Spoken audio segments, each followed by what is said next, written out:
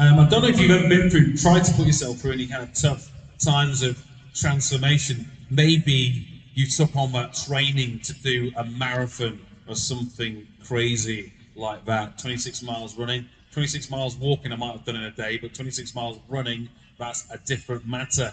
There was a time when I tried to like toughen myself up a little bit, and I went with my wonderful brother Jonathan, who's over here, sat in the front row. Dedicated, listening to my teaching. Wants to be on the front row because he knows his younger brother has so much wisdom to impart. But we went together to do jiu-jitsu lessons, you know, a little bit of like, locks and wrestles and punches and kicks and that type of thing. I didn't last that long. I think I lasted for about 4 or 5 sessions. One of the first things they got us doing was standing there while people punched you in the stomach. And that wasn't my idea of fun. Really? They gave it a posh word, they said it was conditioning. Conditioning, it's like toughening up your stomach muscles. So if you've got into a fight, then you know, you'd have a little bit tougher muscles there. But that wasn't for me. So I gave it in after a little while. I just was not tough, you know. But maybe you've been to a gym, and tried to like, right, I'm going to do this. So I love some things they paint on gym walls. Or you've probably heard somebody say like, no pain, no gain, alright? Or pain is just weakness leaving the body. You know, you're like, I've got to toughen myself up. And I came across like a really great motivational saying from Thomas Jefferson. Thomas Jefferson, pop quiz. What number does Thomas Jefferson come in terms of President of the United States? This is going to really help you in a pop quiz. Anybody want to guess? Throw it out there. No one knows. No one's going to Google it. Google it quickly.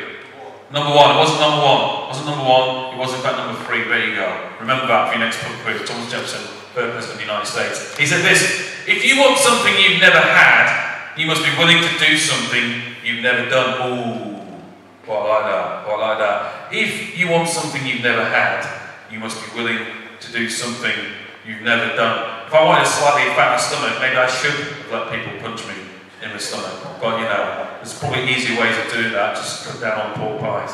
It's not going to happen. Is this why Jesus has some tough teachings? Because he wants to see us transformed. He wants to see us different. He wants to see us changed. He loves us so much, but he doesn't want to leave us where we are, but to see us become stronger people in his name. Does transformation only happen through some of this tough teaching? And we're going to head to, if you want to turn to your Bibles, Matthew chapter 20 in a second. Matthew chapter 20 and a parable. But it comes off the back of Matthew chapter 19, where Jesus has some tough teachings for his disciples. And they react, and he's a great teacher because he just didn't do stuff they already knew. He took some stuff that they did already know and he advanced it. And they went, if that's the case, forget about it. Like he's just done some teaching on divorce. And Moses in the Old Testament said, you can have reasons for divorcing, and made it relatively easy. But Jesus said, no. It's about, you know, you've got to be dedicated. And the disciples, his closest followers come back and say, well, if you can't just get divorced for like some standard reasons or some box standard reasons, then maybe you better not marry him, things like that. Some tough teachings they had to deal with. And just before we get to chapter 20, Jesus has encountered a rich young ruler who comes to him and says, what must I do to inherit eternal life? And Jesus says, follow the commandments. And he says, tick box, done all those, great, I followed the commandments since I was a kid. And then he looks at this rich young ruler, and I think it's in the Gospel of Luke. He says he looks at him and he loves him. He loves him and says, one thing you've got to do, you've got to sell everything you've got and give it to the poor. And the rich young ruler goes away very sad and distraught. And he says it's tough for the rich to follow me. It's easier for a camel to enter than an eagle. And Peter says, if that's the case, we've given up so much to follow you, Jesus. It's kind of like a begging question, because Peter's going to say, what's going to happen to us? Oh wow, we've given up loads. And Jesus does say, you know what, because you've given up so much, you're going to receive a lot in this life. And he says to the 12 apostles, those who are designated his closest followers, who are going to have leadership positions within the new church that he was forming. He says, you're going to sit on 12 thrones, judging Israel, quite a high position. But he also says at the end of chapter 19, the first shall be last, and the last shall be first. And that's where we pick it up. of looking at Matthew chapter 20. Ben goes on to tell this parable. It's Matthew 21 to 16. Talking to disciples about leadership in the kingdom and the mission that he has for them. Matthew 20 verse 1. For the kingdom of heaven is like a landowner who went out early in the morning to hire workers for his vineyard. He agreed to pay them a denarius for the day and sent them into his vineyard. A little aside note, a denarius was the standard for a day's work, a day's labour. It was a denarius, equivalent like, a pound ages ago, but you would get paid for a day's work. So about 9 in the morning, the vineyard owner went out and he saw others standing in the marketplace doing nothing. He told them, you also go and work in my vineyard. I'll pay you whatever is right. So they went. He went out again about noon and about 3 in the afternoon and did the same thing. About 5 in the afternoon, he went out and found still others standing around. He asked them, why have you been standing here all day long doing nothing? Because no one has hired us, they answered. He said to them, you also go and work in my vineyard. When evening came, the owner of the vineyard said to his foreman, call the workers and pay them their wages, beginning with the last ones hired and going on to the first. The workers who were hired about 5 in the afternoon came and each received a denarius. So when those who were hired first, they expected to receive more, but each one of them also received a denarius. When they received it, they began to grumble against the landowner. Those who were hired last worked only 1 hour, they said, and you have made them equal to us who have borne the burden of the work and the heat of the day. But he answered one of them, I'm not being unfair to you, friend. Didn't you agree to work for a denarius? Take your pay and go. I want to give the one who is hired last the same as I gave you. Don't I have a right to do what I want with my own money? Or are you envious because I am generous? So the last will be first, and the first will be last. So it's an echo. You get that line right at the end of chapter 19, just after the rich young ruler's gone on his way, just after Peter's been saying, we give up everything to follow you. So it kind of starts in that phrase, and he finishes the section with this phrase, tough teaching. Who's with the guys who grumble? Are you? No trade unions among you, like talking about. We worked a hard graft of a day, and we just got the same as the guys who only worked for a few hours. It's a tough teaching indeed. And when we think about Jesus' tough teachings, we can ask that question, why does he have tough teachings? The stuff that tough meat that we really got to wrestle with. And partly it's about transformation. End of the Sermon on the Mount, Jesus has a very small parable which links into this. It's a parable of a house on rock and a house on sand. And it says, if you want to be transformed, if you want to live life and life to the full, but don't just listen to these words.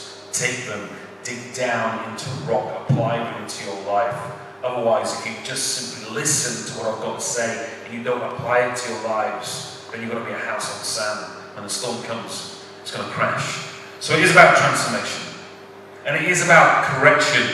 He's undoing legalism that's crept into the Jewish religion. The Pharisees and the scribes just laying up too many laws about stuff. And so he corrects some things, like he did on divorce in chapter 19. He said, no, you've heard it said, but I'm going to tell you it's this way.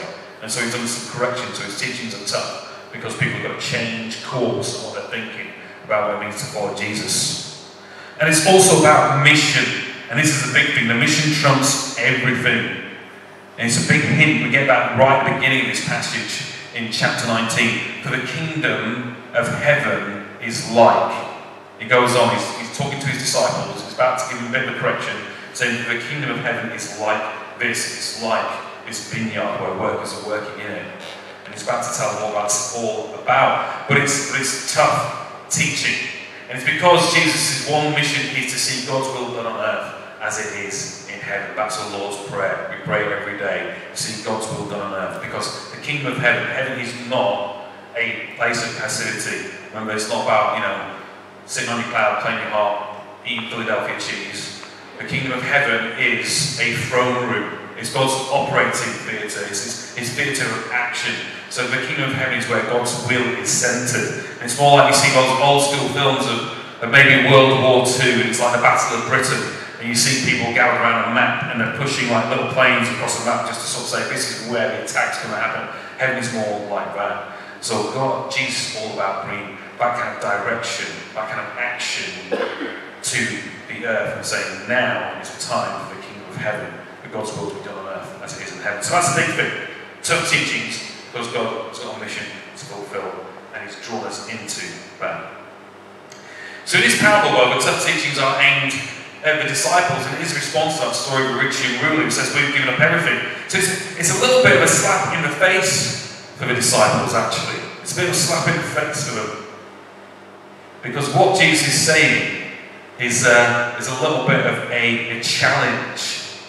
So in response to the disciples kind of thinking, oh yeah, Jesus just said, okay, this guy hasn't been prepared to give up everything. Rich young ruler, he didn't give everything up. He went away and struggled about it. He was sad. But we have. We've given it all up. We gave up the family business. We gave up fishing. We've done everything to follow Jesus. And they're rubbing their hands. Peter's possibly thinking, great, particularly those of us who've been like, oh, we're the apostles. We've got it made. We're devoted to Jesus. We've got this status. We're going to get the goods. We're going to get the glory. We're going to get the fame.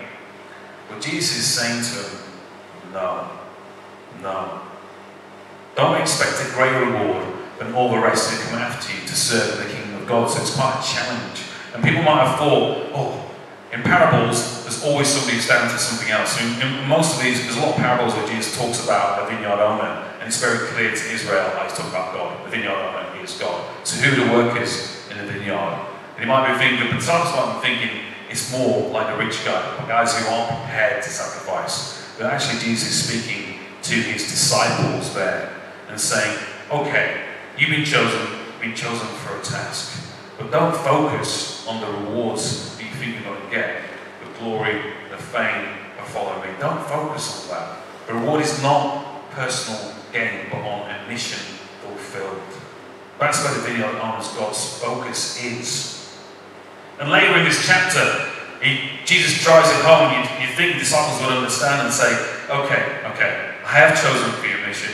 I have there's 12 of you who've been closer to me, although Jesus probably had hundreds of disciples at the time who were actually following him. But don't focus on that. Don't focus on the status. Yes, you are going to sit on 12 thrones judging Israel, but don't focus on that being the point of it. Focus on fulfilling the mission.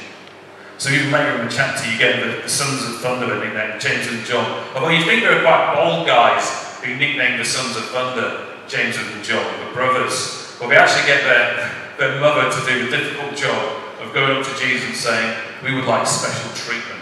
When you come into your glory, Jesus, can we be sat on your right hand and one on your left hand? And Jesus says to them, you might remember this, Jesus says to them, can you drink the cup that I'm about to drink? And the cup means the cup of suffering, but going to the cross. And they both say, yes we can, thinking, if we go through this, then we are going to get those special places in your sight when you come to glory. And Jesus says to them, yes you will. You will suffer as I'm about to suffer. You will go to your deaths. You will be persecuted. But whether you get those special places, not for me to decide. That's for the Father to decide. So there's this strong challenge to them. Don't focus on the glory that his ministry, this mission might bring, but focus on doing the mission. And Tom Wright says something powerful about this passage. He says, we can't negotiate who God has mercy on. Just because we're being faithful doesn't mean we get more or less grace than anyone else, because we think we have a special position or a special title in the Church of Christ. And there's a great levelling out that happens in this parable. There are people who are the first are the last, and the people who are the last are the first. So it's that strong call to say, it's not about the power of a position. It's not about the reward that a status might bring. It's about serving God's kingdom and seeing his will done on earth as it is in heaven. We can't negotiate with God has mercy. Just because we're being faithful doesn't mean we get more or less grace than anyone else. And kingdom work, secondly, so if the reward is not personal gain but a mission fulfilled, kingdom work is hard work. The denarius, as I said, was usual payment for a day's work. Jesus uses a lot of parables about work simply because he wants to say, this is a dedicated role. Bringing in the kingdom, bringing in the harvest is tough work. And I don't know if you've ever had to bring in the harvest. Certainly when I was growing up in North Lancashire, in a town called Gardner, it was a market town, lots of farmers would come to our church. And when it came harvest time, we'd ask people to go and help bring in the harvest. Like in those days, it was less about all the machinery, it was like manhandling bales of hay onto carts and things like that. So it was tough work that you were called to do. I always said no because I got hay fever, that was my excuse. I'm allergic to it, sorry, I can't help you out. But a lot of people would go and help them because they just needed all hands on deck. And it's a tough work bringing in the harvest. And Jesus says the field is wild to harvest, but it's dedicated and it's constant work bringing it in. So if you're going to follow me in my kingdom, then it's that consistent, devoted work that doesn't tire, that keeps doing it day in, day out. So kingdom work is hard work, and reward is not personal gain, but mission fulfilled. And finally, don't be surprised when God chooses the unusual suspects to fulfill his mission. Don't be surprised when God uses the unusual suspects to fulfill his mission. There's these strange group of people who at the end of the day, have you seen this film? It's probably like an American film, where you've got literally people who are maybe immigrant workers, and it might be illegal work, but they're hanging around on the streets, and some guy comes in a big pickup truck and says, yeah, I need my fruit picking in the back. Well, we see it's kind of like that kind of picture that's going on here in the marketplace. A lot of people have been waiting all day long to be hired to go and work somewhere like a vineyard. But at the end of the day, we've got these guys who've been there all day. So we probably had not just one vineyard owner, but several vineyard owners come and take a look at these guys and say, no, I need my vineyard worked on, but not by those guys. They have not been hired. But this vineyard owner says, come, you go work in my vineyard too. Strong message. The guys who haven't been hired yet, the unusual suspects. We've often got this wrong, haven't we? When you look at the church, who leads churches? Is it just the well-educated and the well-off and the well-mannered who leads a church? Yeah, I'm thinking, I'm pointing a finger at the beautiful church. I love the Church of England, but conversations with people saying, we've got this wrong all the time. We've set such a high standard of what it means to be a vicar, to be a priest. And we haven't paid attention to what Jesus was teaching, who he called into service, and who Jesus worked, what Jesus did for a living, how he worked when he worked. And so why do we leave it to an elite few to lead the church in this way? Why are we doing that? And with all sorts of conversations, we're part of the Holy Trinity Bolton network, and they said, we've got this wrong, you know. We've probably recruited too many Pauls. Pauls were like the really educated guy this day and said, yes, supposed to be the church leaders, but were other disciples who didn't have that kind of education and were strong church leaders. The first Pope, Peter, was a fisherman. You know, let's pay attention to that and say there's an equality happening within this parable. And so we've got to pay attention to that and think, we can't rule anybody out. We can't say we're against God's mercy, God's guidance, and God's transformation. There's these unusual suspects who got hired to go, you go and work in a vineyard. So what does that mean for us? Reward is not personal gain, but a mission fulfilled. Do we only go after the glamorous jobs in church life? Are we waiting for that special ministry? Or do we pick up a tea towel before we pick up a guitar? What's our role in fulfilling it? We love being church plant, we love being St. Luke's, because we've just got a beautiful bunch of people who do that. So how can I serve here? What job can I do? You know, and it's not about, can I grab a microphone and make myself heard? It's about, can I get stuck in? How can I help out? How can I help build God's kingdom here? So it's just wonderful to be part of a church that gets that. The reward is not personal gain, but a mission fulfilled. Kingdom work is hard work. Are we ready for the grind? The fields are white unto harvest, but it takes consistency and devotion to bring them in. And don't be surprised when God chooses the unusual suspects to fulfill his mission. Who do we rule out for leadership and why within his church? We haven't got a right to do that. And it was a bit of a slap to disciples saying, you think just because you're the chosen ones, God's not going to choose anybody else. Don't think of it in those terms. Respond to the way God chooses people and equips them But there's an encouragement here, and the disciples might have got it hard after this bit of teaching. It's a good reminder to them. But it's also a reminder of we are working in this kingdom. We are working for Jesus. But there is great reward in fulfilling his will. I'm a bit of a chess player. I like my chess. And if you know anything about chess, there's these 8 guys who are in the front of the chessboard, the pawns. And they advance across the board. If you get them right across the other side of the board into your opponent's territory, you go right away, every pawn gets promoted to whatever piece you want to promote it to. Generally queen, because queen's the most powerful piece on the board. And we might be pawns in God's kingdom. And there's a certain willingness, and this parable says that, says, there's a willingness for you to say, oh, I want to choose to be a queen. I want to choose to be a knight. I want to be a rook. That's a castle-looking thing. I want to be one of the, I've already said right, haven't I? But some people just call them the horsey. I want to be the horsey in God's kingdom. But we say, God, I'm wanting to be a pawn. But the thing is, in God's kingdom, every pawn is going to get promoted. Every pawn makes it across the board. And we are going to be in God's new heaven and new earth as we were made to be. People who live forever and in crazy power that we can't even begin to understand. So it's hard work in the midst of that. It's hard work for this life. And we say, yes, God, put me to work in your vineyard. Put me to work in your vineyard. Whatever it takes to see your will done on earth as in heaven. Tough teaching, but if we wrestle with this, we want to wrestle with this week, then let's see what that means for us and our approach.